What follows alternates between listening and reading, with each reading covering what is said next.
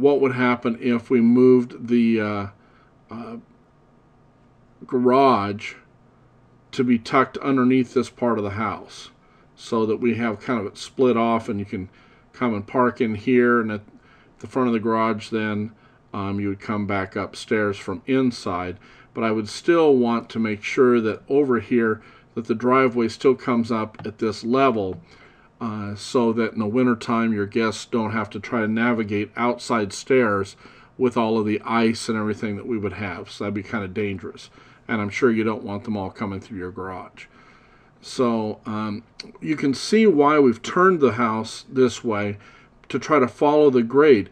If we really rotate and go the other direction, or this way, so that we pick up a little bit more of the south sun, then you can see that we're going to have even more shift from one end of the house to the other on the grade. Now, with that being said, if we did bury the whole upper end, and we had a longer home coming down this way, where maybe the garage comes into it on this end, but then coming up to a drive up above, maybe we could go ahead and put the building in as a longer box. Now, just because it's a longer box doesn't mean we have to have the roof lines and everything look like that. We can still bump in and out a little bit, but in general, the main mass. This mass we tried to keep as square as possible, but even with this, it would have been better for us to try to make it even longer and skinnier, almost one room wide on the property, so that, or a great room width, 2 bedrooms wide, say 26 feet or something, with it, so that we aren't falling down the hill so far. Let me clean up a little bit further here, get some other lines out of the way. When you get your plans, you'll also see these other notes. There's that dashed line that we talked about coming off here on the solar for the hillside. This is where the hillside will shade you about 2 o'clock.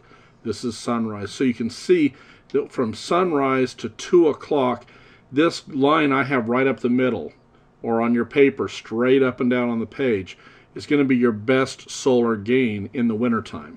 You can also see, because we're so much higher in the hemisphere, that the sun's going to come up clear over here, so everything from this side at sunrise will come up, shine in these windows. As the day progresses and it goes all the way around, you don't quite get any shade from the hillside because the sun's so much higher in the summertime. But as it comes clear around here, we do get some shade. You can see where that line is. We get some shading at this point. It's still about 8 o'clock or something. It's very late in the day.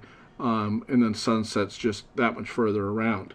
But you can see that it starts off with all of this side getting sun in the summertime, then all the way around the whole building, quite frankly, every part of your house will get sun in the summertime. So we have to be careful on how we use our overhangs and things like that to make sure that we don't overheat. Also, I have a line on here that says Mount Hood, but I'm not sure that you can see it from your house. And if you can, it's just a little tiny peak, just a white dot on the edge of the hill. So not really much to see there. Grizzly is the hill just out of town where most of our radio towers and things sit. You can definitely see it. You can see the rim rock going around, and this is the rim rock that is above the Les Schwab Tire Park. Now you can see the park from where you're at, but it's just that point of the rim, and then the top of the Juniper Rock product, so the quarry area. Okay, and then we'll take a look at the next part here. You'll see a line here talking about line of sight at the horizon. So in other words, the hill starts to come up, and at a basically level horizon shot, that is the furthest line of sight. Now you'll see further back around in the trees and the hillside, but as far as at the horizon, that's your maximum line of sight. Same thing down here. As you look back towards the south in this direction here, you come around at the horizon, then you hit the hillside. Obviously you can see all the way around, but at the horizon that's pretty much it. And then again, everything else basically out this way. All of this is the valley and all of the housing lighting and everything else. Here's your property line and the street out in front, with your driveway that comes up this direction right now. All right, now let's move over and take a look at how this light actually plays on the building and what this house with this kind of arrangement would look like up on the hill. Again, I understand we're probably going to change it, won't look anything like this, but we needed a starting point to give you some idea what's going on. Okay, let's move over to that then. Okay, in this next part, I'm going to try to show you how the sun is going to be reacting on the house. So we'll see how the sun moves across the home, first here in December, from sunrise and then till sunset, or until the house is completely shaded, and the same thing on June 21st. So what you should be able to see in this process is the light on the home, as well as the shadow that the home is casting or the hillside is casting onto the lot. So you can take a look at that. Okay, so we see the sun rise, come up, and as it arcs across the sky on December 21st, it drops down about 2 o'clock.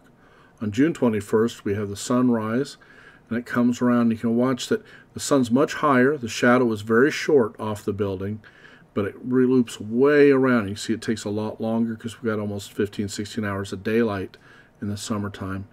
As it comes all the way around and then finally hits the hill, and we have the end of the day.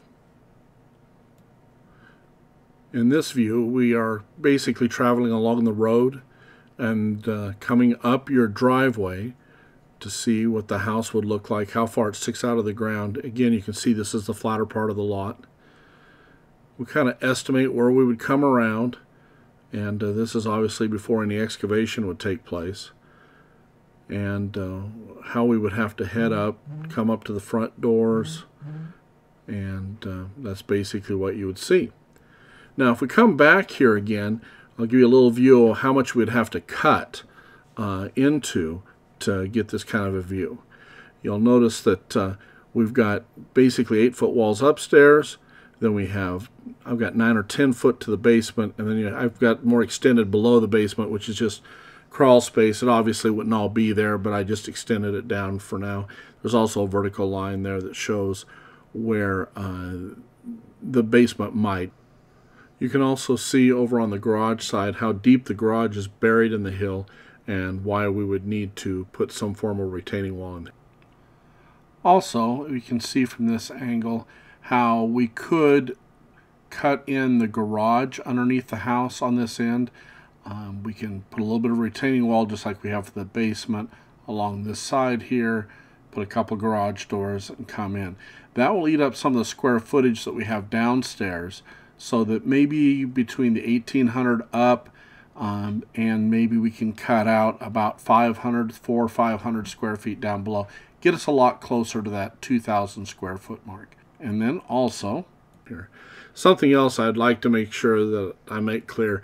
I threw the simplest roofs on for right now just for making my job easier. I don't think that a hipped roof system is appropriate for your home in any way, shape, or form. So I hope that doesn't distract things too much. I just want to throw on, that's a 612 roof pitch, 312 that's over the entryway. But I wanted to show something other than just walls coming up. And that was the simplest for me to throw on. So I know it's not very cabin-like, but I'm hoping you can see it's more for how much room does it take up, how tall is it, and those types of things. All right.